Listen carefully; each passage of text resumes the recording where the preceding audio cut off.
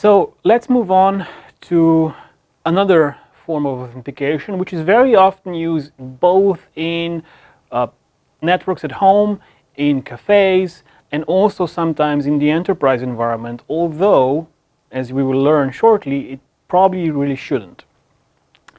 This type of authentication is called WPA2 or WPA3, depending which standard you're currently running on, personal. And that personal part implies you're using a pre-shared key to authenticate client devices, which basically means you configure a passphrase on the access point for that particular SSID, and then that passphrase is configured on every client device that's connecting to that SSID, and it's the same between all devices.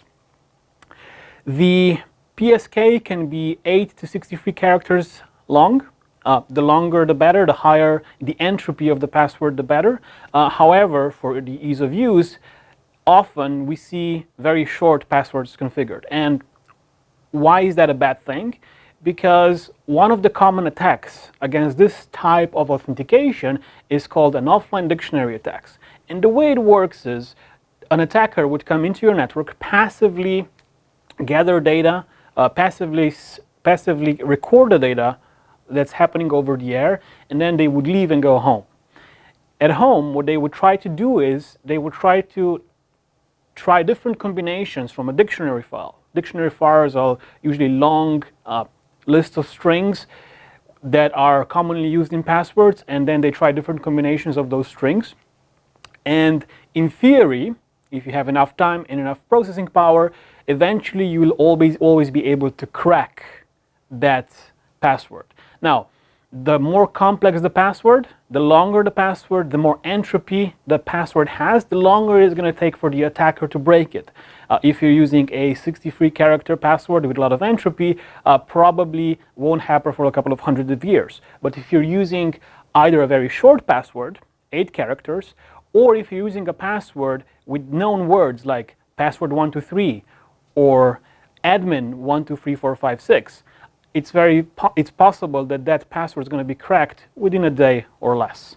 And once the password is cracked, not only is a single device affected, so the attacker can return and decrypt traffic for that single device, it can actually decrypt traffic for any device connected to that SSID.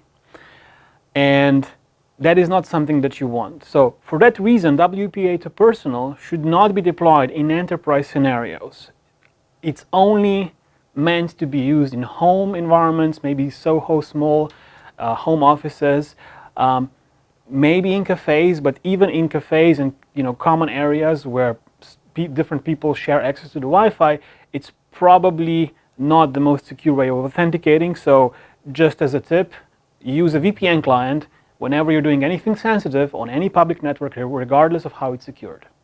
Another downside of using a static PSK is we are not able to differentiate different users one from another. From the perspective of the wireless network, all the devices are the same user because they use the same credentials. And because they use the same credentials, we can only treat them the same way. So there's no way to apply a different VLAN, there's no way to apply a different firewall policy or availability schedule, QoS.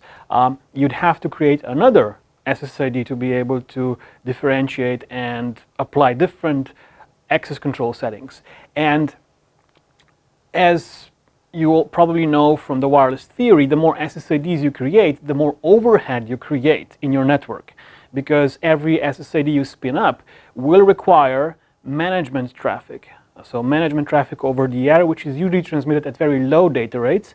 And if we revisit our lesson on airtime, low data rates are usually bad news because they consume airtime and preventing, for whatever the duration of that transmission, other clients from effectively using the channel. So the more SSIDs you have, the worse the airtime consumption, or the worse the airtime available to other actual client devices. So let's go back to one single SSID with a PSK, with a WPA2 Personal passphrase. We can only apply in the ExtremeCloud IQ world one user profile for all the users that are accessing that network through that password. And What happens if that password does get compromised? For example, you know that a bad actor obtained that password, or that that password was leaked on the internet in a forum or something like that. So what do you have to do? Well, you have to revoke it.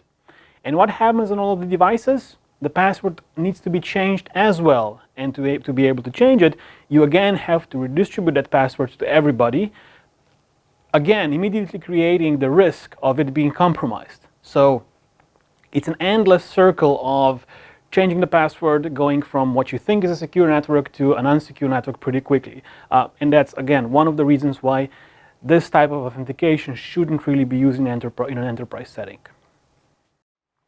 So how does 802.1x EAP differ from a user perspective, from a security perspective, from what we saw before with a PSK-based authentication? Well, the first thing is every user uses different credentials to authenticate, which creates an environment where if a single credential would be compromised, it would only affect that single user.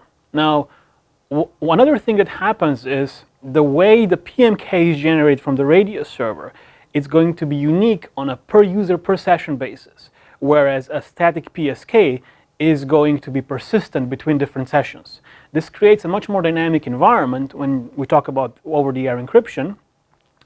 So not only is it going to be different for every user, it's going to be different for every user for every session, which creates a much more secure environment. The second thing is the only way to actually crack this type of authentication would be to obtain the PMK, the pairwise master key. Now, the pairwise master key is generated by the radius server and passed down to the access point, and we consider that part of the network to be secure. So a hacker or a bad actor doesn't or shouldn't have access to that part of the network in order to be able to obtain the PMK. Whereas the PSK can be everywhere, can be written down on a whiteboard, can be passed along in an email, maybe somebody tells it to a friend, an associate, and that's how it gets exposed and compromised. So 802.1x EAP is the most secure authentication method. Unless somebody actually exposes the actual client credentials, which is often done by social engineering, which would mean somebody comes into your network, talks to the users, and then the users expose their domain credentials. In that case, you probably have a much bigger problem than just the wireless access. However, it does happen. But there is no way of attacking the authentication itself and cracking it to be able to obtain either access to the network or decrypt the traffic over the air. If a user leaves the organization or if the device is lost, well, you simply revoke one set of credentials, and those credentials normally sit in an Active Directory anyway. So when that user gets deleted from the Active Directory, they also lose access to the network, and their credentials no longer have access to the network. They no longer work. So it also creates an environment where credential lifecycle management is much simpler than in a case of WPA2, WPA3 Personal, where you have to maintain that PSK, which is going to be very difficult the more users and the more devices you have. Another benefit of using unique credentials for every single user is we're able to apply different user profiles depending on the user's identity. And we can do that, most importantly, on the same SSID, which conserves airtime and generates better performance, along with better security mechanisms and network access control available for the devices connecting to our network. And based on a user identity, based on which, for example, user group they belong to, which department they're a member of, we can then assign a user profile, which would in turn assign a VLAN, a firewall policy, a QoS policy, maybe an availability schedule, so when this user can access the network. And all of that can be done by using user profiles and mapping user profiles, for example, from radius attributes or Active Directory group membership. And that will in turn configure your access security policies for each particular client device or a group of clients and users. Normally we leverage radius attributes, and the ExtremeCloud IQ or Extreme Wireless Cloud Access Points have two types of, they work in two different ways when it comes to assigning radius attributes. So the default way is when the radius server returns an attribute, it will map it to a user profile, and you need to create an assignment rules in ExtremeCloud IQ to map radius attributes to their corresponding user profiles. The other way would be you can use the radius server to dynamically assign VLANs and override user profile assignment on the AP itself, which would be called dynamic VLAN assignment, which is how some of the other solutions work by default. So the Extreme Wireless Cloud Access Point by default use user profiles, and radius attributes are used to map those user profiles. Whereas normally, typically, in other scenarios, you would be using radius attributes to directly assign VLANs. And Extreme Wireless Cloud Access Point can do both, but by default, we use user profiles because they are much, much more powerful when it comes to assigning all the network access control policies to that user or to that device.